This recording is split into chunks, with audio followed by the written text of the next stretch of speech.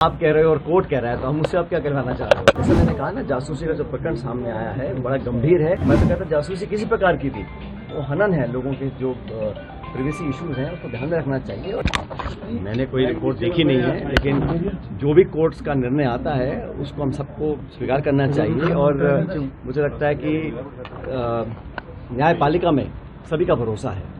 न्यायपालिका में कभी कभी देरी हो जाती है, लेकिन अंत में जो लगता है कि इस देश की जो न्यायपालिका है बड़ी सुदृढ़ है, मजबूत है।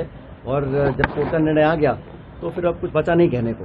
विधानसभा में लगता है पूरा मामला फेक था, कहीं न कहीं जिस तरह का प्लॉट किया गया पूरा मामला पहले वाली सरकार ने। अब आप कह रहे हो और कोर्ट कह रहा है, तो हम उससे आप क्या कहना चाह रहे हो? विधानसभा में जो विधानसभा में एक्स्ट्रा कैमरे लगाए गए हैं उसको लेकर, हाँ, ये जो मामला उठा है विधानसभा के अंदर, ये मामला जो उठा है विधानसभा के अंदर बड़ा दुर्भाग्यपूर्ण है। और ये जो कैमरों के माध्यम से अगर कोई जासूसी करने की कोशिश कर रहा है तो वो नियम, मर्यादा, परंपराओं के सख्त विरुद्ध में। ऐसा होना नहीं चाहिए।